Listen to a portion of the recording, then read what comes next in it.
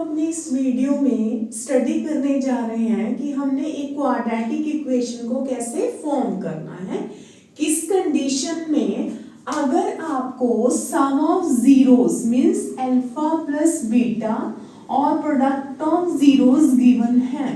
मान लीजिए कि आपको सम ऑफ जीरोस गिवन है 4 और प्रोडक्ट ऑफ जीरोस गिवन है -1 और आपको क्वेश्चन है कि फॉर्म अ क्वाड्रेटिक इक्वेशन, तो उसका फॉर्मूला क्या होगा, x square minus sum of zeros मतलब alpha plus beta and plus product of zeros, then आपके पास एक क्वाड्रेटिक इक्वेशन फॉर्म हो जाएगी। आप इसे इस तरह से भी लिख सकते हैं, सम ऑफ जीरोस को हम एस से और प्रोडक्ट ऑफ जीरोस को हम पी से भी डिनोट कर सकते हैं।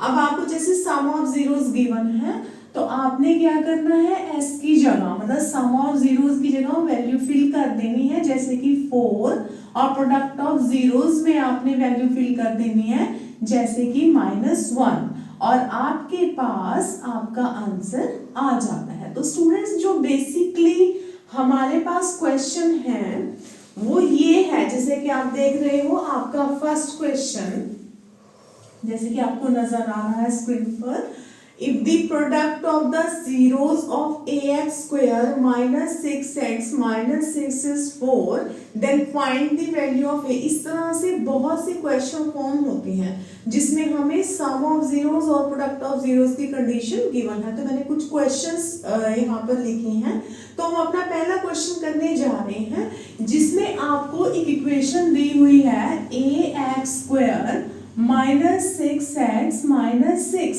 अब उसने क्या कहा है, प्रोडक्ट ऑफ जीरोस 4 गिवन है हमें, ठीक है, यहाँ पर देखिए 4।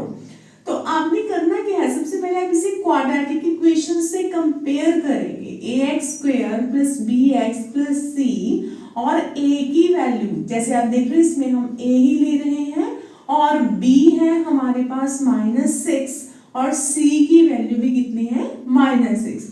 तो जैसे प्रोडक्ट ऑफ जीरोस की बात करते हैं तो वो फॉर्मूला क्या होता है, c अपॉन ए। जैसे मैंने आपको अपनी पहली वीडियो में भी बताया था कि अल्फा बीटा c अपॉन ए है। तो यहाँ से हमारे पास अल्फा बीटा प्रोडक्ट तो गिवन है ना 4, अब यहाँ से c की वैल्यू कितनी है हमारे पास -6 और a का a, ठीक है। अब आपने क्या करना है, क्रॉस मल्टीप्लाई कर देना है, जैसे कि 4a और यहाँ से 1 × -6 क्या आ जाता है -6। तो a की वैल्यू आपके पास आ जाती है -6/4 and after cutting you get the answer -3/2, ठीक है। तो इस तरह से हम इस क्वेश्चन को करेंगे। अब देखिए आप सेकंड क्वेश्चन को, if 1 0 of the reciprocal of the other 1 0 of this quadratic equation is the reciprocal of the other, then सबसे पहले आपने क्या करना है, इस क्वाड्रेटिक इक्वेशन को इस तरह से राइट डाउन कर लेते हैं और उसके बाद 1 0 को हम लेते हैं अल्फा, ठीक है। और जो सेकंड भी है रेसिप्रोकल ऑफ द अदर, मतलब जो बीटा लेना है ना, बीटा की प्लेस पर हम क्या लेंगे 1/अल्फा। तो हम डायरेक्टली चलते हैं प्रोडक्ट ऑफ रूट्स पर, क्योंकि प्रोडक्ट ऑफ रूट्स में क्या होगा, जैसे आप अल्फा और बीटा की वैल्यू क्या है 1/अल्फा, तो उसका फायदा क्या है, कैंसिल हो जाएंगे, यहाँ 1 आ जाएगा। तो हम c की वैल्यू फिल करते हैं, c हमारे पास है 6 से और a है a² प्लस 9।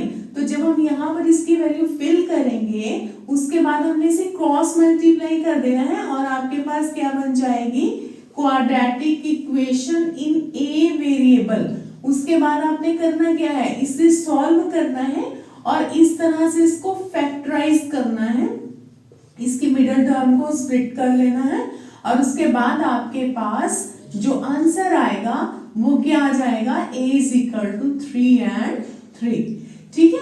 तो इस तरह से हम इस क्वेश्चन को सॉल्व करेंगे। अब हम चलते हैं अपने थर्ड क्वेश्चन की तरफ। थर्ड क्वेश्चन क्या है हमारे पास, if sum of squares of the zero of the given polynomial. तो आपने करना क्या है, सबसे पहले आपने पॉलिनोमियल को राइट डाउन कर लेना, ठीक है, कर लिया। अब आप उसमें क्या देख रहे हो कि सम ऑफ स्क्वायर्स, तो यहाँ पर हमने स्क्वायर करना है जीरोस का और सम ऑफ स्क्वायर्स जो है, sum of squares of the given polynomial वो आपको गिवन होगा। अब मान लीजिए कि वो आपको गिवन है 40, ठीक है, तो मान लीजिए कुछ भी गिवन है आपको, तो हम यहाँ पर लिख लेते हैं। अब डायरेक्टली अगर हम इसमें से अल्फा प्लस बीटा की वैल्यू फाइंड आउट करते हैं, जैसे आपको पता है -b/a, तो b का जो कोफिशिएंट है वो है -8 और a है 1, तो हमारे पास क्या आ जाता है 8। और अगर हम अल्फा बीटा करते हैं c/a, तो यहाँ से आ जाता है कि x स्क्वायर के साथ कोफिशिएंट है 1, तो यहाँ पर आ गया वो। लेकिन alpha square plus beta square directly नहीं हम अप्रोच कर सकते, तो यहाँ से हम एक फॉर्मूला लगाएंगे इसका। वो क्या होता है, अल्फा प्लस बीटा का होल स्क्वायर -2 अल्फा बीटा, ठीक है। मैंने आपको शॉर्ट में भी ये फॉर्मूले दिखाए हैं। तो यहां से हम क्या करेंगे, इसकी वैल्यू फिल करते हैं, अल्फा प्लस बीटा का स्क्वायर, और अल्फा बीटा की वैल्यू हमारे पास है k।